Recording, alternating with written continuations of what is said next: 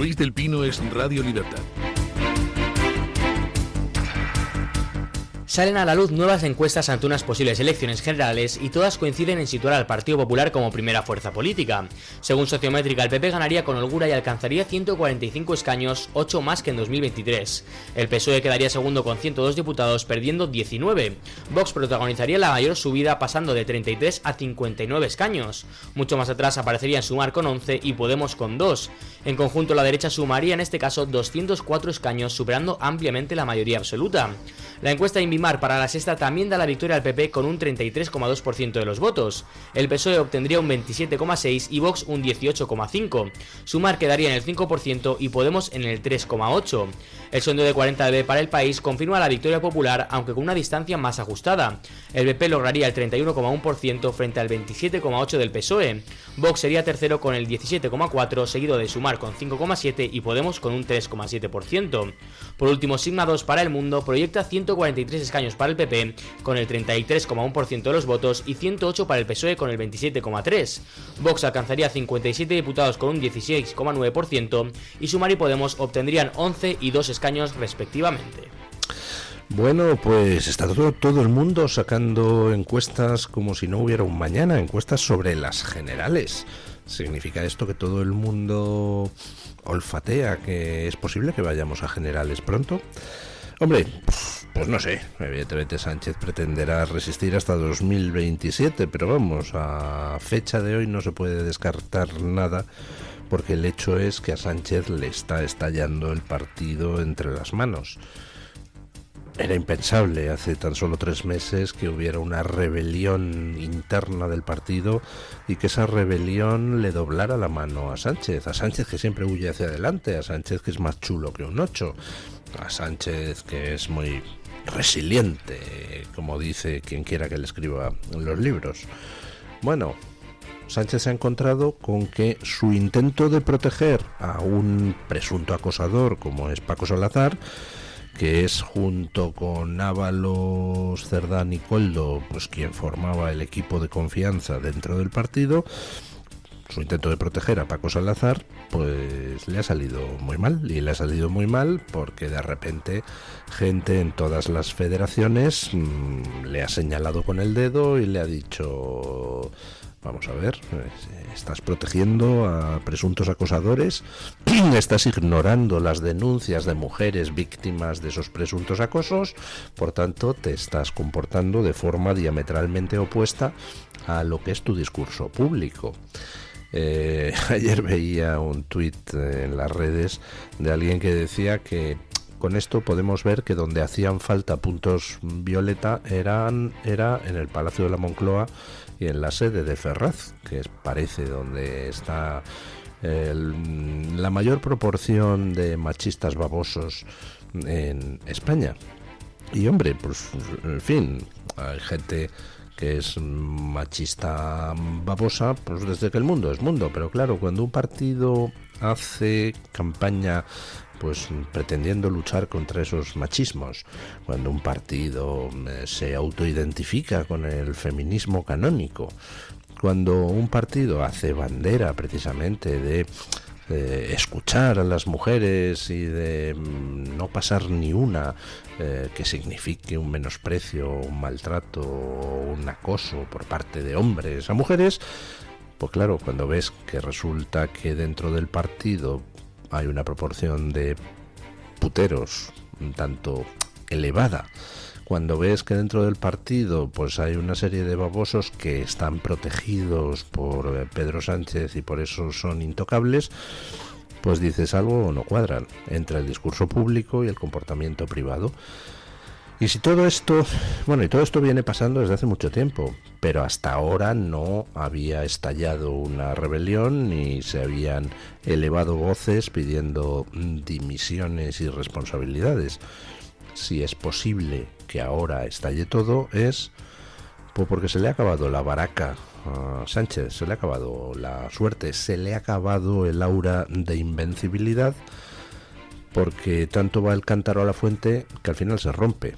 Y Sánchez, llevado de su soberbia, pues planteó un pulso al Supremo y lo ha perdido, con lo cual pues ha dejado claro ante todo el mundo y especialmente ante su propio partido que Sánchez es derrotable. A partir de ahí, pues ya puede pasar lo que sea. Puede Sánchez tratar de huir hacia adelante y convocar, puede Sánchez huir hacia adelante y atrincherarse en la Moncloa para que lo saquen con lanzallamas, puede hacer cualquier cosa, solo lo sabe Sánchez. Pero el caso es que una de las posibilidades es que vayamos a elecciones pronto. Quiero creer que esa es la razón de que de repente salgan tantas salgan tantas encuestas sobre las elecciones generales de manera prácticamente simultánea. Todas esas encuestas coinciden en algo importante, que es las grandes tendencias. El PP podría obtener cualquier cosa, según las encuestas, entre 130 diputados, que sería una bajada ligera con respecto a los resultados del 23J, y 145 diputados, que sería una subida ligera con respecto a esas elecciones de 2023. El PSOE pues podría obtener cualquier cosa entre 100 y 112 diputados, según las distintas encuestas, lo cual es una bajada de 10 diputados con respecto a 2023. Los socios a la izquierda del PSOE, es decir, todo ese mundo de Sumar, Podemos, etcétera, el batacazo es inmenso, pasan de 30 a 10 diputados, o incluso a menos, según algunas encuestas. Con lo cual, entre Sánchez y sus socios a la izquierda, pues resulta que se dejan unos 30 diputados como poco en esta legislatura, así que imposible que puedan volver a reeditar ningún gobierno. Y en cuanto a Vox, pues según las encuestas está entre 60 y 70 diputados. Unas les dan más cerca de 70, otras más cerca de 60, pero en cualquier caso lo que está claro es que Vox estaría en estos momentos más o menos doblando su número de escaños de 2023, es decir, es quien recoge fundamentalmente el voto que pierden otros partidos. El PP, en el escenario de que suba un poco, como algunas encuestas dicen, como por ejemplo la de Sociométrica para El Español, recogería algo de voto del Partido Socialista, pero hay un número considerable de votantes socialistas que no se está yendo al PP, sino a Vox. En concreto, pues hay algún análisis circulando por las redes a partir de las matrices de transferencia de voto de estos sondeos que se han publicado estos días, que dice que son ya 300.000 los votantes del PSOE que se han pasado a Vox. ¿Por qué? Pues porque Vox está creciendo en los barrios. Vox está creciendo entre la clase económicamente menos favorecida. ¿Por qué? Pues porque son los que pagan el pato de todas las políticas demenciales que impone esta izquierda traidora a la clase trabajadora. Esta izquierda que hace mucho que dejó de defender los intereses de los que menos tienen y ahora viven estupendamente, comen opíparamente, tienen unos coches eléctricos o híbridos muy chulis y se van a reunir con los potentados del mundo en foros muy guays como los de Davos. Eso es la izquierda hoy en día, no tiene nada que ver con lo que la izquierda fue, con lo cual el votante anterior de la izquierda pues está buscando la vida. ¿Y dónde la encuentra? Pues por ejemplo en Vox, que sí que habla de sus problemas, del problema de la vivienda y de la inseguridad y de la alza de precios, mientras que Yolanda Díaz y Pedro Sánchez siguen con que si el planeta no sé qué y que si hay que empezar a hablar como con palabras que acaben en niñas, niños y niñes y cosas así. Unos hacen el imbécil y otros van a por los votos. Resultado, los que van a por los votos, es decir, Vox, pues se los llevan. La gente es así, fíjate, toda la vida votando al PSOE para al final terminar votando a Abascal. ¿Qué cosas?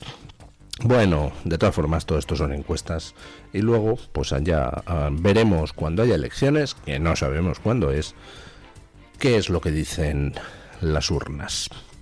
Ayer en Estados Unidos se produjo un hecho peculiar, un hecho que no se había dado antes en la historia de Estados Unidos y que últimamente no se da en España. Trump felicitó a los americanos la fiesta de la Inmaculada Concepción. Escuchen. El presidente de Estados Unidos, Donald Trump, felicitó ayer a los católicos del país con motivo del Día de la Inmaculada Concepción, una de las principales festividades marianas de la Iglesia Católica.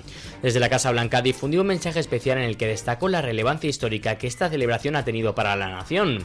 En un comunicado poco habitual, el mandatario recordó que la Inmaculada Concepción ha desempeñado un papel distintivo en nuestra gran historia, así como su condición de patrona de Estados Unidos desde los primeros años de la independencia. Trump subrayó también la profunda devoción a esta advocación en Nueva Orleans, ciudad que la venera por la creencia de que intercedió en la defensa de la localidad durante la batalla de 1815 contra las fuerzas británicas. La Casa Blanca aprovechó además para resaltar la importancia de la Virgen de Guadalupe, considerada una de las grandes celebraciones marianas tanto para los católicos de Estados Unidos como de México, cuya festividad se conmemora el próximo 12 de diciembre. Con este mensaje, Trump se convierte en el primer presidente de la historia del país en emitir una declaración oficial con motivo de la fiesta de la Inmaculada Concepción. Ni John F. Kennedy ni Joe Biden, dos mandatarios que se declararon católicos, lo hicieron.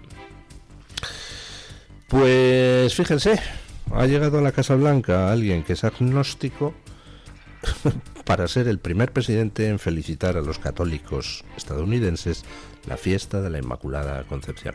Ya saben que Trump es agnóstico, no ateo y por supuesto no antirreligioso, y está casado con una primera dama que sí que es católica devota. Y bueno, pues por primera vez en la historia, a pesar de que antes ha habido dos presidentes católicos, pues desde la Casa Blanca se ha felicitado la Inmaculada Concepción a los estadounidenses. Aquí en España, pues ayer un tuitero, Alonso DM, lo señalaba. Ni el gobierno, ni el PP, ni la Casa Real han felicitado la Inmaculada Concepción.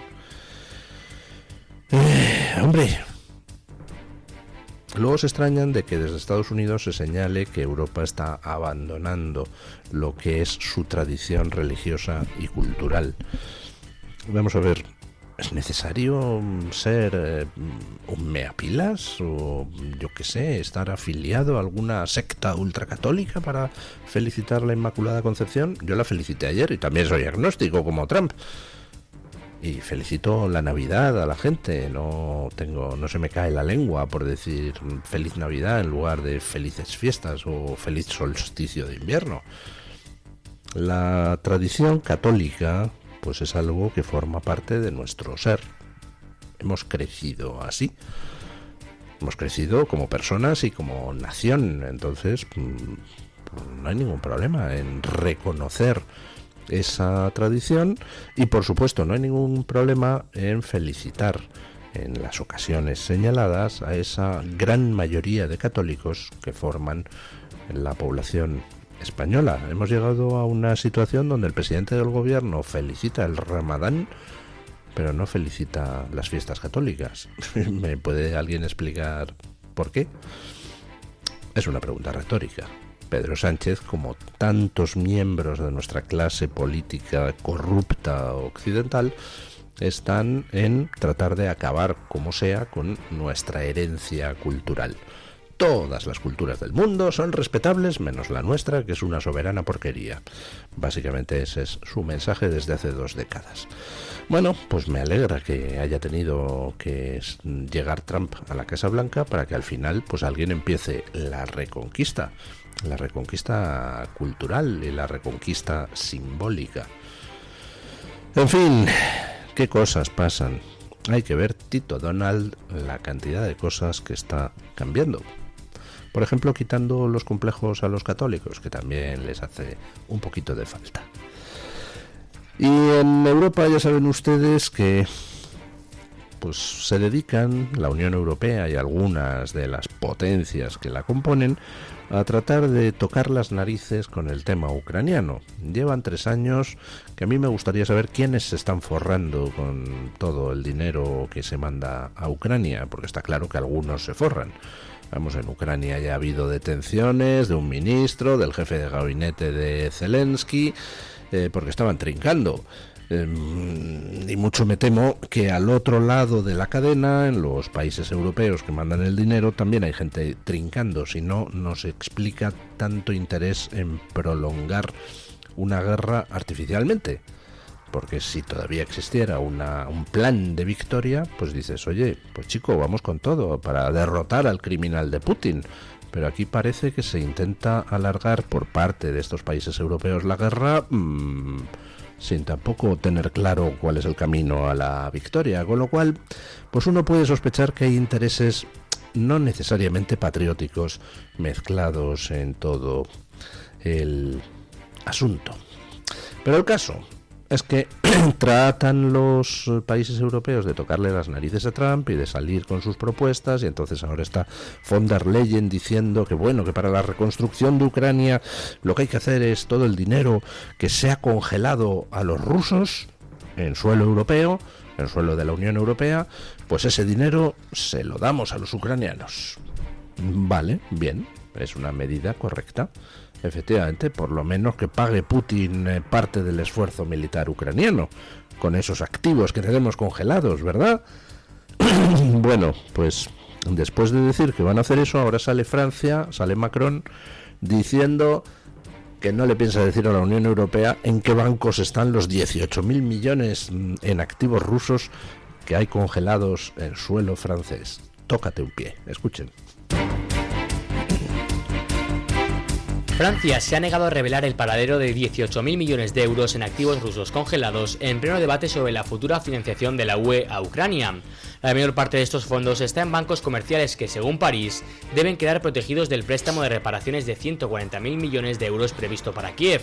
Aunque Francia respalda públicamente la idea de emplear activos rusos congelados para avalar un préstamo a Ucrania, su negativa a permitir que se utilicen fondos de bancos privados la ha convertido en un posible obstáculo, según informa el Financial Times. Los Estados miembros mantienen negociaciones tensas sobre cómo asegurar la financiación que Ucrania necesita para los próximos 2 años. El plan plantea recurrir a parte de los 210.000 millones de euros en activos rusos inmovilizados en bancos y cámaras de compensación europeas para respaldar dicho préstamo. Bueno.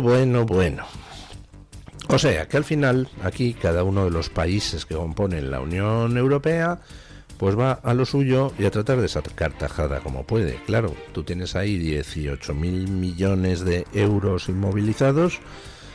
Bueno, eso, en fin, pues es un piquito en intereses, y supongo yo que los bancos que lo tengan, pues les vendrá bien tener en sus balances eso para invertir ese dinero en tal o cual cosa. Y al final, pues claro, está el asunto de las relaciones bilaterales. Aquí vivimos en el paraíso de la hipocresía, y eso pues se sostiene porque tenemos una prensa occidental pues bastante sumisa al poder, y yo diría que incluso pues bastante corrupta. Y entonces pues aquí amplifican todos los ejercicios de hipocresía de la Unión Europea y se hacen eco de las chorradas que dice. Pero oiga, váyanse a la hemeroteca. Hace 4 años, hace 5 años, hace 6 años, todos los dirigentes de la Unión Europea desfilaban a Moscú a fotografiarse con Putin, muy sonrientes y dándose abrazos, estrechándose la mano y haciendo negocios.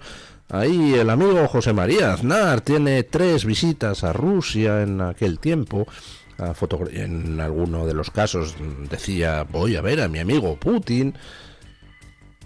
Oiga, todo esto estamos hablando después de que Putin ya se hubiera quedado la mitad del Donbass y toda Crimea.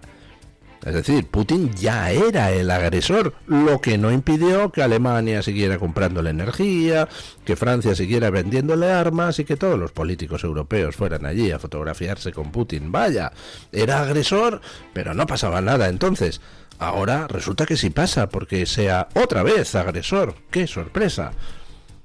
Y entonces, pues resulta que hay que decir que Putin es un criminal agresor. Bien, es que lo es.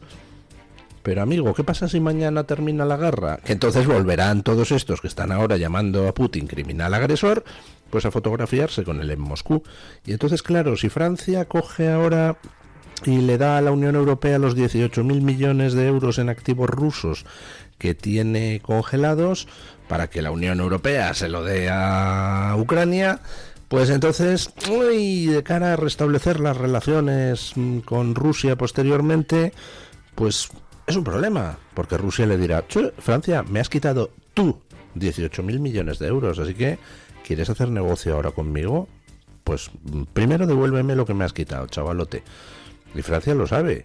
Y por tanto, ¿qué está haciendo? Le dice a la Unión Europea: pues no te digo en qué bancos lo tengo guardado, chincha.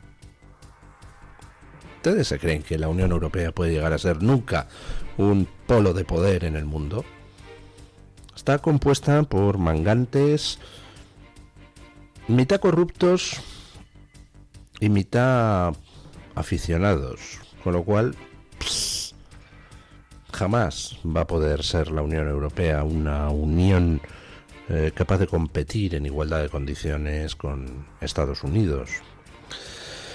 Y lo digo por lo que ayer decía el presidente del Consejo Europeo, que ha respondido, sí, muy fieramente a la estrategia de seguridad nacional que Estados Unidos acaba de hacer pública y donde pone a la Unión Europea a caldo. Escuchen. El presidente del Consejo Europeo, el portugués António Costa, afirmó que la Unión Europea no tolerará ninguna amenaza de interferencia en la vida política europea. Sus declaraciones responden a la nueva estrategia de seguridad nacional de Estados Unidos, publicada el viernes, en la que la administración de Donald Trump critica a la UE y alerta del supuesto borrado de la civilización europea por sus políticas migratorias y la baja natalidad.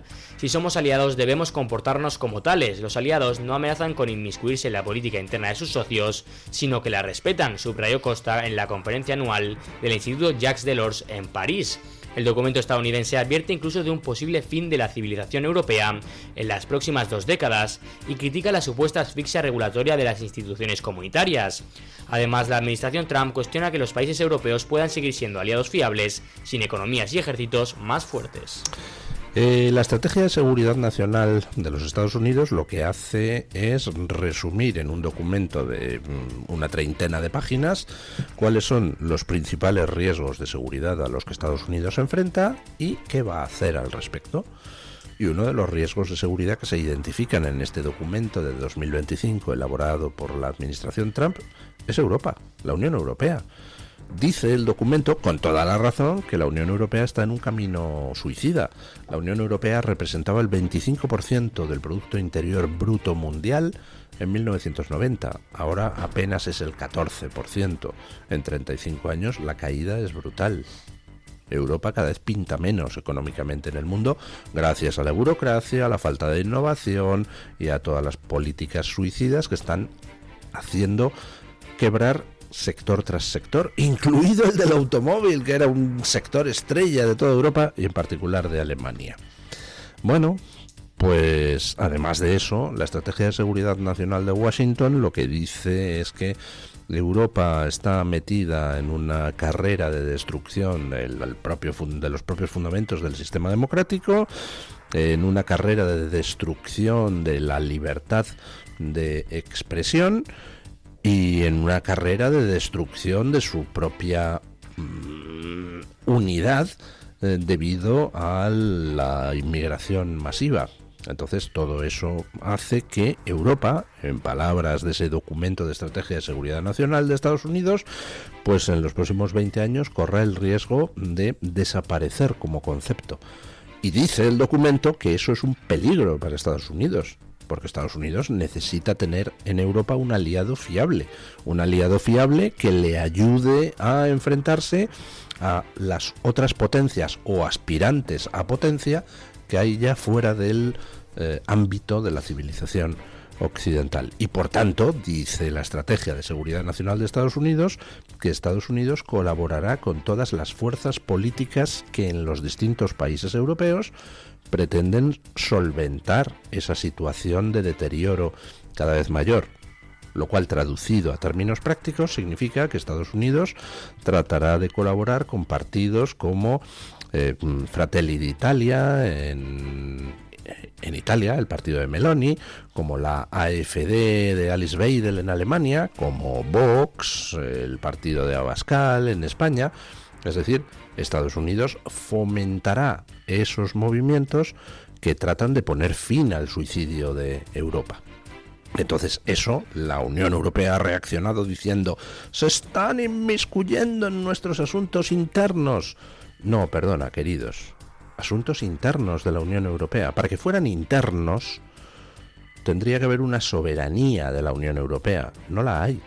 La soberanía sigue, afortunadamente para todos, residiendo en las naciones. La Unión Europea es quien se inmiscuye en los asuntos internos de las naciones componentes. La Unión Europea no ha tenido ningún problema en intervenir en la política polaca, en la política griega, en la política húngara, en la política italiana. Y cuando debía intervenir, por ejemplo, en un país como España, donde hay un tío que es el jefe de los corruptos, que está destruyendo los fundamentos del sistema democrático y saqueando las cuentas, ahí no interviene la Unión Europea, porque como Sánchez es progre y es lacayo de Ursula von der Leyen, entonces puede hacer lo que quiera. No, ya está bien. No hay una soberanía europea en estos momentos porque no tenemos una constitución europea, han fracasado todos los intentos de crearla, y porque no tenemos un parlamento con las mismas atribuciones que los parlamentos nacionales, y porque no tenemos una elección por parte de los ciudadanos del Ejecutivo comunitario. Con lo cual, al final, lo que tenemos ahí es una camarilla oligárquica que hace lo que le da la gana al margen de los intereses de la ciudadanía. Bueno, pues en esas circunstancias, Estados Unidos hace muy bien, señor Costa, señora von der Leyen, en inmiscuirse, como ustedes dicen, en los asuntos europeos. Esta Unión Europea es un riesgo para la seguridad de Estados Unidos. Y yo añado, esta Unión Europea es un riesgo para los ciudadanos europeos.